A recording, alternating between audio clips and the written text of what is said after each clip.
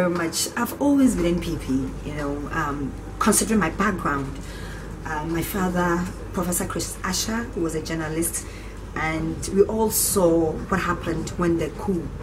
We all saw what happened when actually we experienced the coup in 1991 and 79 as well. So I must say I was a victim. So automatically I didn't like NDC. Yes, because it was because of, you know, the leader. That is why the whole family, you know, has to leave Accra to Cape Coast, and then my father had to go on exile. So since childhood I've always been an NPP person. And somebody will ask, why now? Well, I've always been in politics, but I always believe that you need to wait for the right time. I started from somewhere to where I am now because I believe that to be able to handle such a position, you must have gone through some form of training. So right from, you know, primary to my secondary school education to the university level, I've always been a leader, and I knew that one day I'll find myself where I am today. I don't want to really go back, but from the university level I was a student leader. I was part of National Looks, and right after the university I was the assistant constituency secretary for Cape Coast North. I was also a polling station. In fact, I started as a polling station executive. So I started right from the polling station where I was groomed to be able to take such a position. And from there I also became a government appointee to the assembly.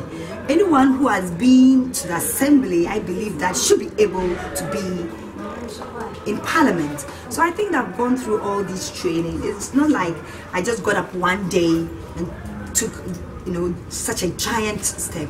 I went through the necessary training, and I feel that I've been good enough to be able to handle such a position. You are contesting for Cape Coast North. Yes. How do you see your chances? You know, you have been with the votes. Yes.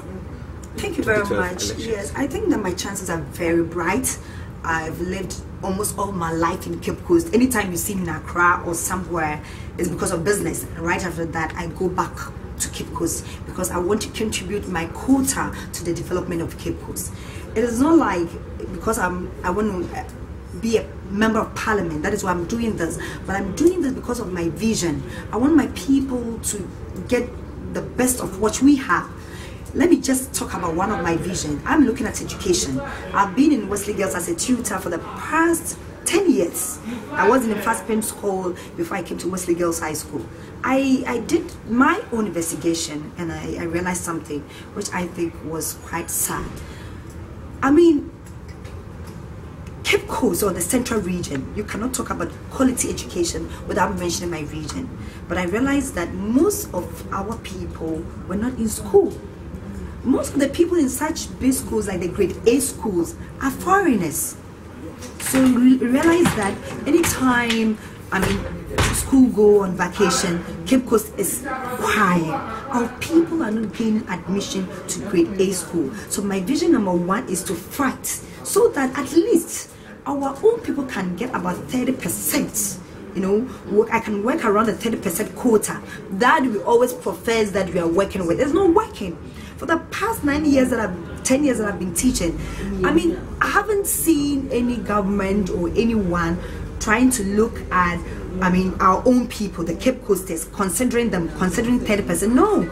And as a mother, my daughter is now in class 6. If I don't take care, if I don't work hard, it will get to a point my own child may not even get admission to a grade A school. So I'm working hard to ensure that my own people get admission. I've done a lot for Cape Coast. Let me talk about my fashion school, a modeling school, Barbra Asher. When I started, people did not understand. You go for no one to say, now what you do, I'm a fede, you're from and we'll be parried about. No. I wanted to boost the self-esteem of our people. I mean, it's confidence that will take you there. It's not about looks, good looks. You may be beautiful, you may have everything, but if you're not confident in yourself, if you do not believe in yourself, you can't get in nowhere. So I actually started that so that our own I can actually build their self-confidence to be able to help them to get to some key, positions in Ghana. let's talk about teenage pregnancy. We always talk about the fact that the rate of teenage pregnancy is very high in my constituency. The approach is wrong. I mean, these days we're even talking about child prostitution. Young girls as young as 10 years going out with men, sleeping with men because of something. Most of the time we condemn such people. These are the very people that Barbra Asher, I have my foundation, Barbra Asher Foundation. I pick them, groom them, redefine them, and help them get jobs. Those who want to go to school, I try as much as possible to get scholarship, most of the time in private schools. So I want to even commend Joma's Cakes. I want to commend Little Saint School. I want to commend like his designs for the support that you have given me to help our own people. So basically, I've been doing a lot for my constituency, and I believe that this is the time that you're going to look at their daughter. Barbra Asher is coming from Ifutu. I live there. I've spent almost all my life there, and I've contributed my quota as a teacher. Even that is even enough to tell you the contribution that I'm doing in my constituency. I could have traveled outside to Accra or Kumasi, but I wanted to stay in Cape Coast so that our own children can benefit. I believe that Cape Coasters are easy. Or better one sister again, point chow. One wants to start the enemy day. Mamma came there and walk model. Then you know Bobua. Sit no Barbra Asher. The seat is not for Barbra Asher. Sit no or MPPs. Mercademusha. Why walk and another down Papu Adu. Yan Papa and another down Papu Fado. Or Sunday or watch a share Pamagana. The mean days of one another down Quapufado. No, Bob Barbra Asher. You go to me, I'm Punta Yershe Magana. Nsakano, Yansaka, Madam Wanasi. Thank you very much. God bless you. Thank you very much. You said everything. All the questions I've wanted, you said everything. Thank you very much. Hope to meet you. We'll be following your campaign to see how far you're going with it. Thank you, my brother.